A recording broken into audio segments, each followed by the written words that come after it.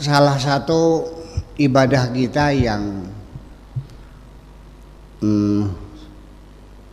jauh dari gangguan ria, ujub, takabur itu puasa.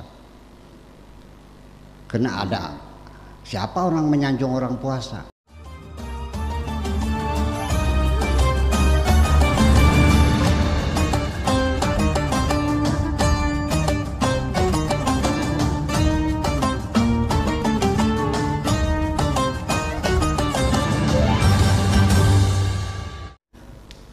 Salah satu ibadah kita yang jauh dari gangguan ria, ujub, takabur itu puasa. Karena ada siapa orang menyanjung orang puasa? Kalau kita bagi duit banyak tepuk tangan lah. Kalau kamu puasa, yang tepuk tangan siapa? Iya. Semuanya puasa. Dan puasanya kan orang tidak bisa tahu kecuali kamu cerita kan, betul enggak? Iya. Jadi artinya puasa sendiri itu suatu ibadah yang tersembunyi sebetulnya, karena dia tidak action ya, tidak melakukan satu aksi, tidak, tapi ke dalam yang tidak ada yang tahu. Karena dia bukan makan tapi tidak makan, dia bukan minum tapi dia tidak tidur. Dan kita tidak bisa tahu orang itu sedang puasa atau tidak, kecuali Anda cerita. Nah makanya seperti disabdakan oleh hadis Al-Qudsi ya, kullu amal ibni Adam lahu ila shauma fa innahu li wa ana ajzi bihi.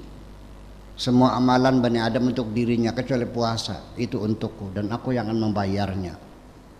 Artinya bahwa Anda nggak usah khawatir kalau untuk mengikhlaskan puasa Anda, wah sangat gampang sekali. Yang susah itu ketika Anda bersedekah. Iya. Artinya begini. Ini sedekah sirri itu termasuk adalah upaya untuk ikhlas kepada Allah. Kita waktu saya masih kecil lah, di Jagasatru tahun 60, tahun 60-an lah, di Habib Syekh itu bapaknya Kang Ayibmu. Itu kita waktu kecil tugasnya ngelar tikar buat majlis taklim hari Minggu sama hari Jumat Habib Syekh itu. Nah kita ini anak-anak kecil waktu itu berebut rajin menggelar tikar. Nah selesai pengajian kan digulung tikarnya nih.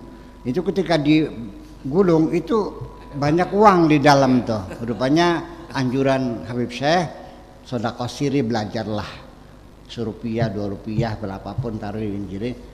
Kenapa sedekah siri itu menjadi istimewa? Karena orang yang menerimanya harus kepada siapa berterima kasih. Jadi artinya orang sedekah siri itu sama dengan menggiring kita untuk bersyukur kepada Allah. Ya, buka tikar ada duitnya. Itu siapa? Ya kalau paling ngasih kan saya telepon Pak Didi, aduh matur nuwun Pak Didi. Lah kalau nggak tahu siapa yang ngasih. Nah itu artinya jangan sampai sebegini, sekalipun kita sudah ikhlas segala macam, kan pasti saja orang dengar, wah hebat banget, nyumbang Buya Syakur 15 juta, orang kan kecret, luar biasa. Nah ketika disanjung, Anda senang nggak? Senang. Disampar fatarakahu solda, seperti batu licin ya, seperti debu di atas batu licin, fa asabahu wabilun fatarakahu solda, timpa hujan besar habis licin lagi itu, nggak ada tersisa semuanya. Jadi kita menghindari sanjungan itu juga efektif untuk belajar menuju ikhlas semacam itu. Bahkan nanti ketika Anda masih mengingat kebaikan-kebaikan yang Anda lakukan kepada teman-teman, nyumbang, bantu dan sebagainya, ketika kebaikan itu masih engkau ingat, itu masih rawan akan gugur. Karena kapan-kapan dapat sanjungan orang lain. dan Anda merasa bangga dengan kebaikannya itu.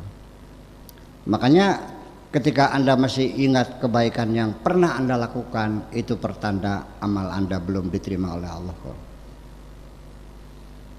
Ya, kenapa? Belum masuk laci, masih di atas meja. Nanti cleaning service nggak tahu diambil dibakar semuanya itu. Jadi belum ini. Jadi satu cirinya amal yang sudah kita ikhlaskan kepada Allah itu ketika kita sudah tidak ingat lagi kebaikan-kebaikan kita itu. Saya kira belajar menuju ikhlas macam itu ya kita ya belajar yang kecil-kecil lah. Cobalah kita belajar jangan mengharapkan sanjungan. Sebab kenapa riya itu tercela dalam beragama?